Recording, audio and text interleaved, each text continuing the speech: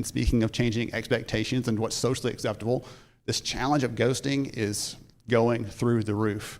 And I've got bad news for you. It's going to get worse. When we look at the data on ghosting, we see that it's actually age correlated.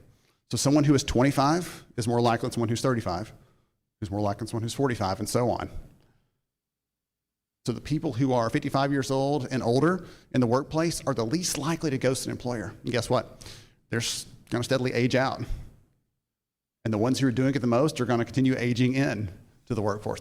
Don't conduct your analysis in isolation because data is so incredibly powerful.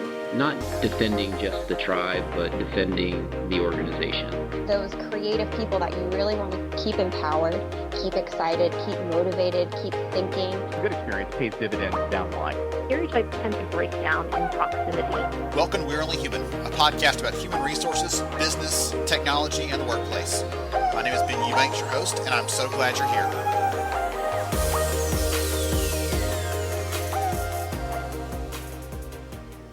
Hi everyone, it's Ben Eubanks here, host of We're Only Human, and I'm really glad that you're joining me for the session today. Today we're going to have one of those unique sessions we don't have very often. Kind of a solo episode, but not just a solo Ben talking about something episode, but a replay of a keynote that I did, a portion of it at least, a keynote that I did for the RPO Association conference last fall in Chicago.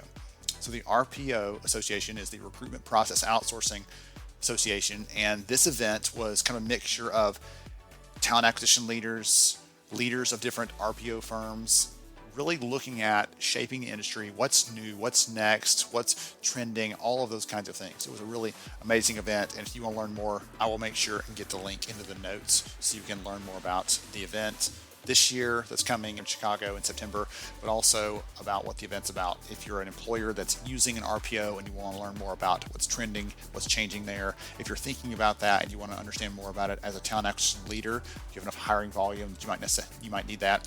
Or if you work in the hiring and RPO space and you want to contribute, you want to learn what else is working, you want to hear from other leaders like yourselves, it's a great sort of event for that purpose.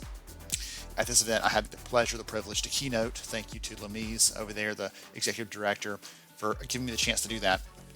And in the keynote, I was actually presenting some research that we had conducted at Lighthouse alongside the RPOA about the value of RPO for employers. What sort of value does this bring?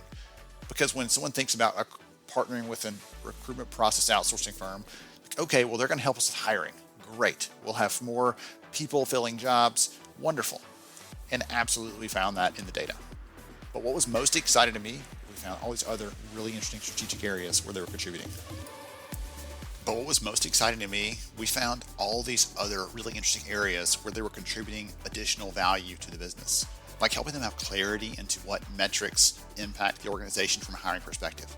That's a bigger picture sort of thing. So you'll get into all those kind of things. I've got a snippet of that session here for you to listen to for a bit. If you're curious, you want to know more, I'll share some stories, I'll share some data points, all that good stuff. I talk about it in a visual sort of way, so you're not missing anything without the slides. But I hope you enjoy this. And again, we'll be back next time with another episode. As usual, thank you again for listening to the podcast. And now, on with the show. We have all been in the middle of a lot of disruption in the last few years. And one of those stories I love to tell to illustrate this, a couple of years ago, a storm came through our local area and blew off a piece of the roof of a building on my dad's property. Kind of like what you see here, that corrugated stuff. And he said, hey, I've got to go fix this thing. I don't want to do it, but I've got to go take care of it. And I said, hey, I'll do it. I'll fix it. I'll admit to you right now that these hands were not made for building or fixing, okay? They're great at typing. They're not so good for repairing things. So I go, get the materials, go over there, and for whatever reason, I'm going to try to prove myself and make this happen. So I go, and the ladder won't even reach the edge of the roof. So I'm failing before I've even started. And I realized if I drive the truck in the building, and I put the ladder in the back of the truck, I can get out onto the roof. So I climb out, I pull the materials up, I patch the hole, and it looks darn good. I am so thrilled. I can't wait to get down and tell everybody. And then I realized that I climbed out the hole to get onto the roof. And I just closed the hole in the roof. And so I debate how many bones I'll break jumping off the side and everything else. Finally able to get down, obviously, because I'm here today. But sometimes when we solve one problem, we create another one, right? There's always something else around the corner. And that's one of the things that you've all seen front and center. Suddenly there's this new demand, especially in the last couple of years, where employers said, hey, we can't hire anybody. Who's going to help us? Who's going to help us make this happen? And they turn to you in the room to make that happen. You're like, heck yeah, let's do it. Let's step up. Let's make this happen. And then suddenly you can't find anybody either. You can't find the candidates that they couldn't find. And it's created all kinds of challenges and disruption and difficulty. And in spite of that, you're going to see some of the data today from this brand new study that shows employers value and appreciate the relationships that they have with their RPO providers. So this study that I'm going to talk through today, here's what it comes from. We surveyed these talent acquisition leaders about what their value is they're getting from the RPO, what sort of things they care about, what their priorities are in that relationship, how they select, if they're thinking about changing, what's in that. So here's all the numbers and the data and everything else about that in case you're curious. But the goal of this, the hope of this, you never know when you're starting a research study what's going to come out of it, but the hope of this was to really spotlight the value that RPO brings to the employer community. We want to understand what they're getting, what they're expecting, and how those things match up or not. And if they don't match up, how you can align with those things you're looking for. And if it does, let's celebrate the heck out of that. It's a fun place to be. So here's what we're going to do. I'm going to give you a quick snippet on some of the things I'm seeing in the space, a little bit of the current environment. You're living it, so I'm going to keep that really brief. I'm going to talk about how employers value those relationships. What sort of things, if you were paying attention to the slides earlier, you saw a little preview of that. Some of those things they're looking for, some of those things they expect. And then we're going to look at some of those things that employers are expecting from those relationships. Some things they're getting, some things they're not. Some of the stats may actually surprise you. So all of you, again, are living this every day. So we're talking about this at breakfast this morning about these different companies who are laying people off. It's a weird time because at the same time some companies are laying people off, the same day I pulled these headlines, I also pulled these headlines. Employers need people, they're trying to recruit, they can't find enough talent. Where in the world are all the people? The book is called Talent Scarcity, and it's to answer that question. I've got more from employers in the last 2 years than probably you have as well, which is where are all the people? Where'd they go? Can we bring them back? So we're digging at a lot of those things. I pulled these two sets of headlines the very same day. I don't know that that's ever been the case, and definitely not in my working lifetime when I was recruiting day to day or any of my time as a researcher where we had these two different dynamics happening at the very same time. Here's a couple of things we're seeing. Let's take it down a level to the candidate level. So in our study this year on talent acquisition, we did earlier this summer, we found that 1 out of 3 candidates told us when they accept an offer that they are committed to that company. The other 2 out of 3 said, I'm going to keep my options open anywhere from a few weeks until whenever I feel like it. I'm always going to be open to another offer. I feel very old-fashioned when I say I accept an offer, I'm committing to that company, but that's apparently a changing social expectation. And speaking of changing expectations and what's socially acceptable, this challenge of ghosting is going through the roof. And I've got bad news for you. It's going to get worse. When we look at the data on ghosting, we see that it's actually age correlated. So someone who is 25 is more likely than someone who's 35, who's more likely than someone who's 45, and so on. So the people who are 55 years old and older in the workplace are the least likely to ghost an employer. And guess what? They're going to steadily age out. And the ones who are doing it the most are going to continue aging in to the workforce. They're going to take a bigger portion. So this challenge of ghosting and this hope that maybe this is a weird fad that's going to go away, none of the data tell us right now that that's going to happen. What we're seeing is going to continue and it's going to get worse, unfortunately. Wish I had a little bit more positive spin to put on that, but I have none. Sorry. And then last but not least, we've been doing a regular pulse on the workforce for the last year on how many of you are planning on quitting your jobs, how many of you are planning on leaving. And we see in our most recent data set that still 1 in 4 people are planning on quitting their jobs in the coming 6 months. So there's still going to be this turnover. There's still going to be this opportunity, if you want to look at it that way. There's still going to be this turnover, this shift, this disruption that we've all been seeing firsthand for the last couple of years. It's going to continue on, at least for the foreseeable future. All right. Told you I'd keep that very brief. This is what you're living. I wanted to give you a couple stats to think about that, though. Let's transition over and talk about this value of an RPO relationship. There's a couple of quick headline stats I'll give you. If you want to take a picture, great. Lamise has a copy of this. We'll make sure and share that with you so that you can, if you want that. But I always love it when you take pictures so I can be like, Just let me know, I'll pose. I'll do my best Vanna White impression for that. So a couple of things we're seeing in the data. Number one, when we ask employers, does having an RPO actually influence and change the hiring metrics you're actually able to achieve? 97% of them said that it helps to improve those metrics.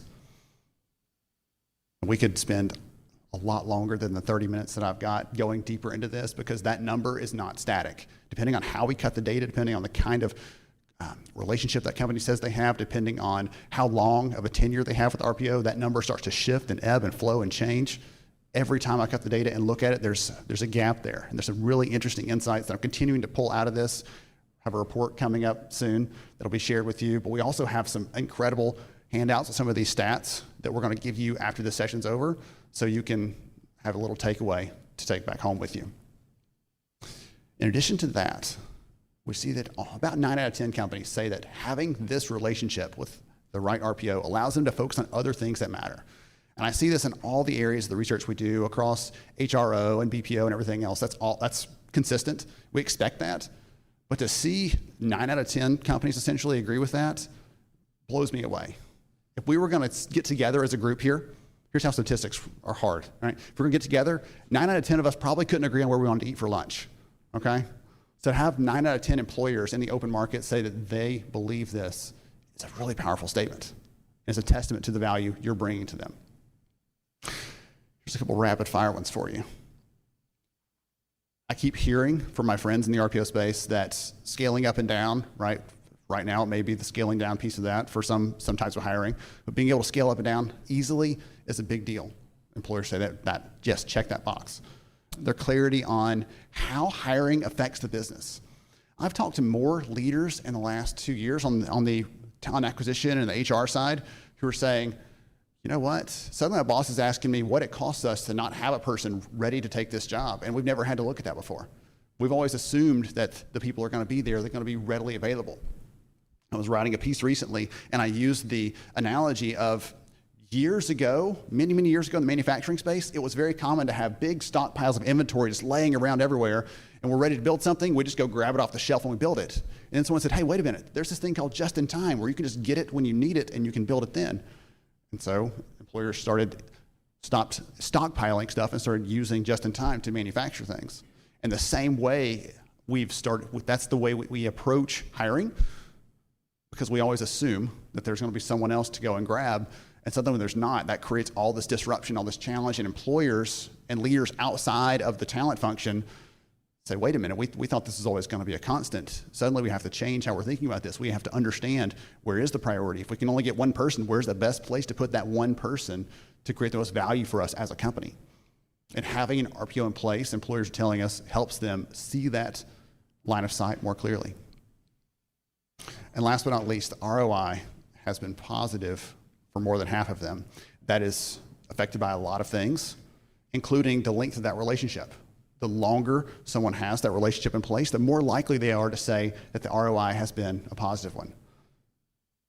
You probably know that. It's hard to get a full understanding of everything that company's about and how they work and what their values are and the kind of things they really care about when they're selecting candidates. It's hard to get all those things in the first month when you start a new engagement with them. You need to take some time to build up that relationship and understand those things and really get what they're about to be able to align with that. I've had some fun conversations with Pam and some of the others on the RPOA board about cost as a factor in this and the decision for employers to select an RPO.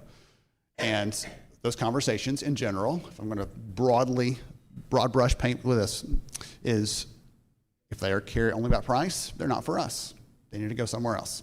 Because we are here to deliver a premium service. We're going to deliver it really well, but we're not going to be haggling and fighting over what this, down to the penny. It's not worth that for us. Someone else wants this, we'll deliver it to them.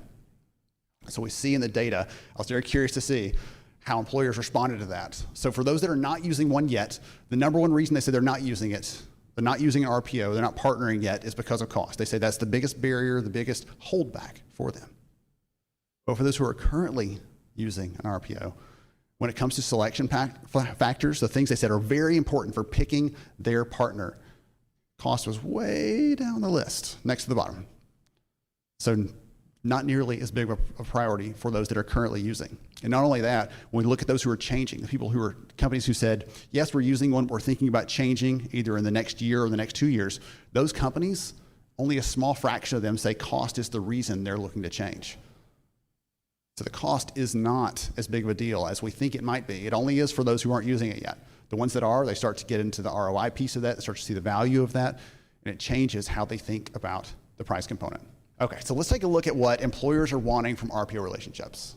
What are they seeking? What are they hoping for when they come to the table and they're looking for a partner? I want to tell you what they're looking for. There's this incredible book called Upstream. If you've never read it, one of the analogies they use in the book, you and a friend are going to go and sit down and have a picnic down here on the Riverwalk. It's beautiful when the sun's actually out. Whew, goodness. The shade yesterday, it was freezing on that tour. I'm from Alabama. We don't do the cold very well, okay? We can't handle that. So you're going to sit down with a friend here on the Riverwalk and have a picnic, and you're getting settled, and suddenly you hear a child screaming. They're in the river, floating down the river. So you jump in, you rescue that child, you pull them out. Whew, goodness, okay, everything's safe, we're good. Okay, let's sit down, let's have our picnic. Hear another child screaming, floating down the river, can't swim. You jump in, you rescue that child. And you keep doing this, and you keep doing this. And finally, your friend turns around and walks off and said, hey, where are you going? We got to save these kids. He said, I'm going to go upstream and find the jerk who's throwing them in. Okay? Employers are looking for someone that helps them think upstream. Helps them think not just about the problem. They know the problem. They can't find people. They know the problem already.